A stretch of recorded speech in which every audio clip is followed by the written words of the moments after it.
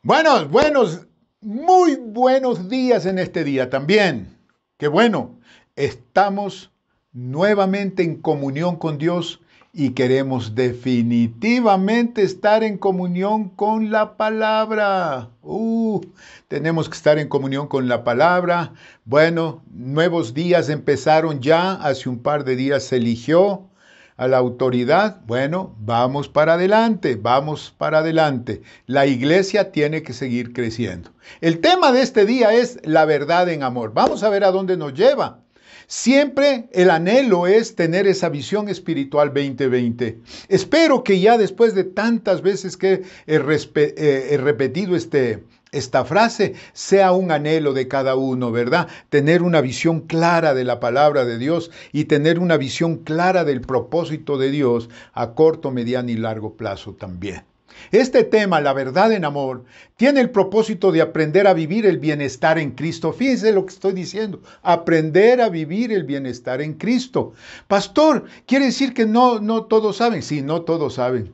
Viven un bienestar que a lo mejor se transforma con las situaciones de la vida en algo que es totalmente diferente al bienestar. Y por eso este propósito es importante, aprender a vivir bienestar en Cristo sin importar lo que suceda, sin importar lo que haya a nuestro alrededor, así de simple. Estar atentos a no permitir que nada dañe nuestra relación con Dios y nuestra relación con los demás, nuestra relación con los hermanos de la iglesia. Tenemos que apreciar nuestra congregación. Tenemos que anhelar congregarnos.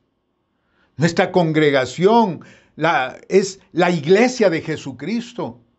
La congregación es el lugar donde Dios nos plantó y nos plantó para edificarla, promoviendo el crecimiento y el desarrollo. Y eso depende, nosotros definitivamente somos colaboradores con Dios. Amén. Entonces, quiero retomar la última parte del mensaje predicado el domingo y quiero invitarles a 1 de Timoteo capítulo 3 versículo 15. Este versículo a mí me impacta porque, como dije hace un par de días, es la perfecta descripción de la iglesia de Jesucristo. Y el por qué somos fieles y leales a su iglesia. Entonces, el apóstol Pablo le escribe a Timoteo diciendo, en el capítulo 3, versículo 15, para que si tardo, sepa cómo debes conducirte. Oigan esto, sepas cómo debes conducirte en la casa de Dios. Y ahí dice el concepto, ¿qué es la casa de Dios? Es la iglesia del Dios viviente, columna y baluarte de la verdad. Hablemos un poquito de esto. Cuando el Señor dice casa de Dios, iglesia del Dios viviente, está hablando de que somos casa del Dios Todopoderoso, hermano, santo. Es la iglesia, la congregación. Somos una comunidad cristiana. Estamos viviendo un cristianismo. Somos casa de oración, casa de comunión y comunicación con Dios. Y nos dice que somos columna de la verdad. ¿Qué significa esto? Que somos pilar, soporte, sostén, apoyo. Apoyo. Es como hice yo la analogía en el ejército. En el ejército, cuando se habla de columna, se habla de la tropa dispuesta para la batalla, siempre en campaña, ¿verdad? Es decir, esas que están listos para la guerra, esas son columnas, ¿no es cierto?, de la verdad. Y dice, nosotros somos columna, pilar de la verdad, soporte de la verdad, sostén de la verdad, apoyo de la verdad. Pero también dice que somos baluarte de la verdad, es decir, fortificación, bastión, amparo, defensa, protección de la verdad. Entonces, tú y yo somos ese recinto fortificado para resistir los ataques del enemigo. ¿Y qué dice la palabra? Dice que nosotros somos columna y baluarte de la verdad. Y cuando se habla de la verdad, está hablando de Dios.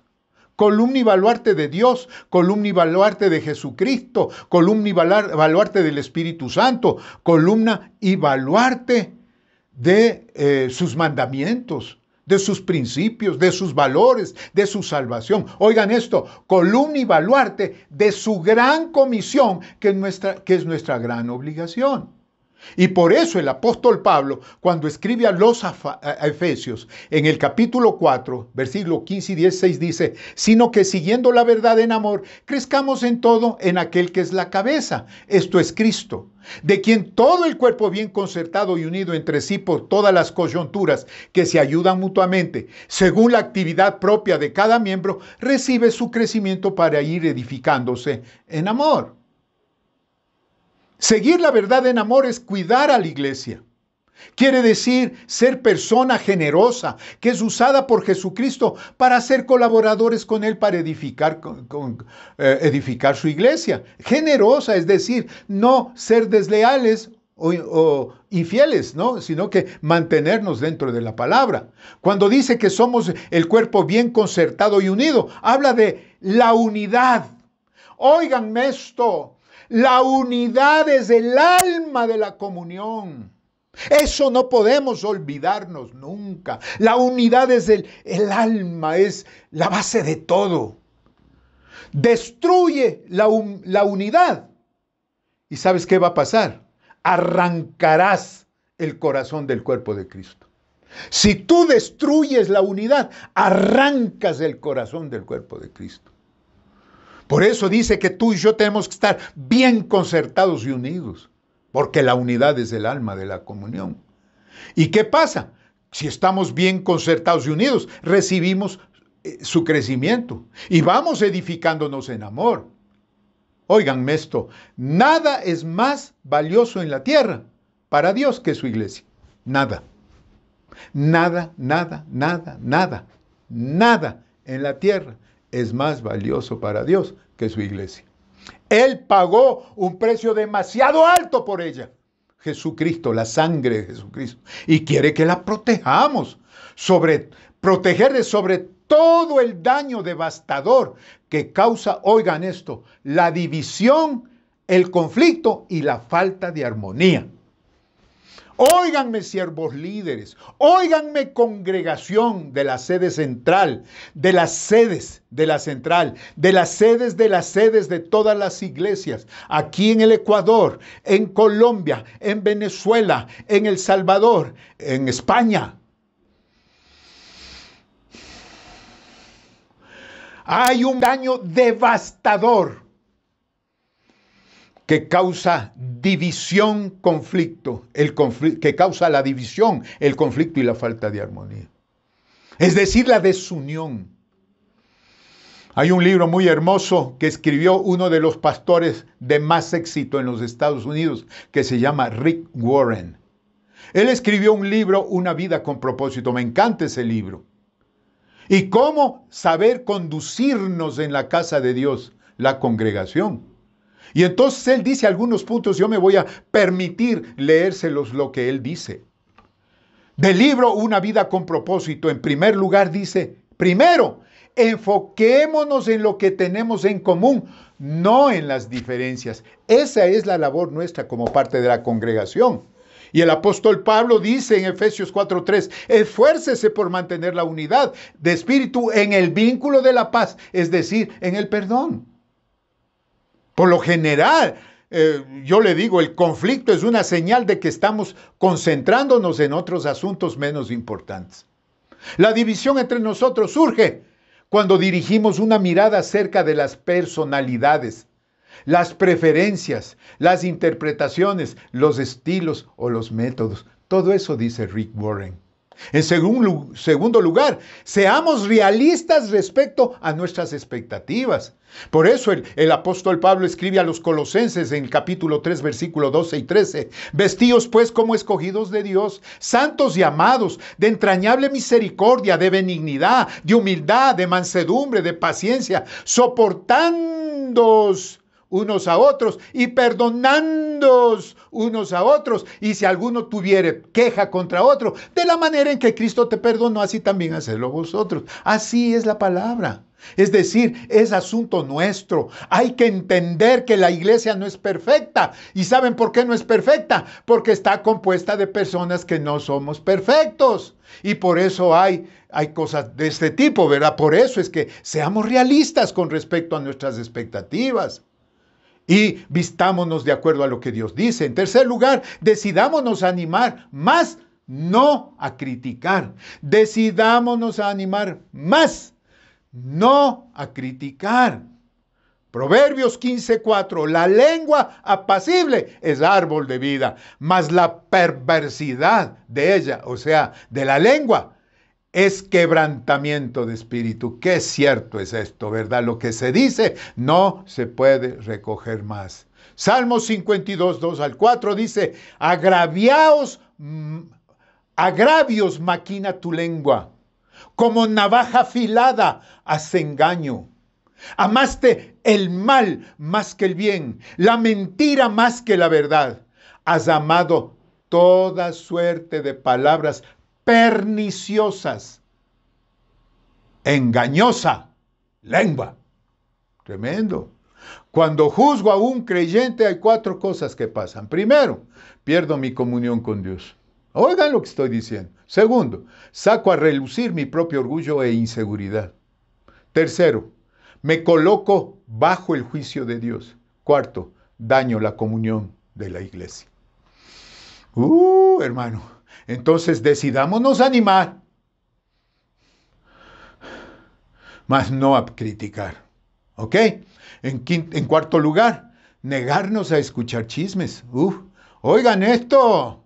Proverbios 26:20. Sin leña se apaga el fuego, y donde no hay chismoso, cesa la contienda. Y donde no hay chismoso, cesa la contienda. Y donde no hay chismoso, cesa la contienda. Ya sabes lo que pasa cuando hay contienda en algún grupo. Algún chismoso está por ahí. Primera de Pedro 3:16. Teniendo buena conciencia, dice Pedro, para que en lo que murmuran de vosotros como de malhechores, sean avergonzados los que calumnian vuestra buena conducta en Cristo. Chismosos, calumniadores. Judas 1:16. Estos son murmuradores, a los chismosos. ¿Ok? Querellosos, que andan según sus propios deseos, cuya boca habla cosas infladas, adulando a las personas para sacar provecho. Oigan, cuídense de los chismosos. Neguémonos a escuchar chismes. ¿Verdad? Es triste que en el rebaño de Dios, hermanos, las heridas más grandes vienen generalmente de las ovejas mismas y no de los lobos. Yo diría de los lobos disfrazados de ovejas, ¿verdad? Pablo habló precisamente acerca de los cristianos caníbales que se destruyen unos a otros y destruyen la comunión. Hay que cuidarse de ellos, hay que apartarse de ellos, hermanos. Los rebeldes, chismosos, calumniadores buscan gente que les acompañe. ¿Ok? En quinto lugar, practiquemos el método de Dios para solucionar conflictos. Mateo 18:15-17, conocidos versículos. Si tu hermano peca contra ti, tú ve a solas con él y hazle ver su falta. Si te hace caso, has ganado a tu hermano. Pero si no, lleva contigo a uno o dos más para que todo asunto se resuelva mediante el testimonio de 2 o 3 testigos. Si se niega a hacerles caso a ellos, díselo a la iglesia. Y si incluso a la iglesia no le hace caso, trátalo como si fuera un incrédulo o un renegado. Incrédulo o un renegado, es decir, niega a estar con él. Y en sexto lugar dice, apoyemos a nuestro pastor y a los líderes. ¡Qué buen punto este! Hebreos 13:7 dice, acordaos de vuestros pastores que os hablaron la palabra de Dios. Considerad cuál ha sido el resultado de su conducta e imitad su fe. Por favor, póngale atención a esto. Considerad cuál haya sido el resultado de su conducta e imitad su fe. Hermanos amados, es triste ver, yo en mi ministerio he visto Como mucha gente me ha conocido y me conocen por años, por años, por años. Viene un chismoso, medio le calienta el oído y se alejan y creen más al chismoso que a la vida que se les ha mostrado. Hebreos 13, 17 dice, obedeced a vuestros pastores, sujetaos a ellos, porque ellos velan por vuestras almas, como quienes han de dar cuenta, para que lo hagan con alegría y no quejándose, porque esto no os es provechoso. Yo les digo una cosa y tengo que admitirlo esto, no hay líderes perfectos. Pero ¿saben qué? Dios, y me pongo ahí, nos da la responsabilidad y la autoridad para mantener la unidad de la iglesia. Esa es nuestra responsabilidad. Recuerda, mi querido hermano, que la iglesia es un gobierno, no una anarquía, es decir, no es un caos, no es anarquía. Mira, hermano, en el gobierno hay una cabeza que dirige, y en este caso de la iglesia, la Biblia dice que la cabeza es Cristo. Él es nuestro gobernante total. En una anarquía, la gente hace lo que quiere sin importarle las consecuencias. Por eso yo les he dicho hace un ratito que la iglesia es un gobierno, no una anarquía. No pueden hacer todo lo que quisieran dentro de las congregaciones. Amén. Entonces nosotros caminamos bajo principios y ética, la ética de Dios. Entonces estemos atentos a no permitir que nada dañe nuestra relación con Dios y con los demás, con los hermanos de la iglesia. Nuestra congregación es hermosa, hermanos amados. Apreciemos nuestra congregación. Apreciemos la iglesia de Jesucristo. Eso es Betesda, hermanos. Lugar donde Él nos plantó. Y edifiquémosla, promoviendo su crecimiento y desarrollo, promoviéndolo, es decir, poniendo nuestro ser, ¿verdad? Poniendo nuestros recursos también, viviendo. ¿Cómo lo logramos? Viviendo la verdad en amor. La verdad es Dios, la verdad es Cristo, la verdad es su palabra. Y si nosotros vivimos la verdad en amor, esto es Visión Espiritual 2020. Bendito sea el nombre del Señor. Linda la palabra. Tenemos que anhelar congregarnos. Amén. Y entender la trascendencia de lo que significa congregarnos.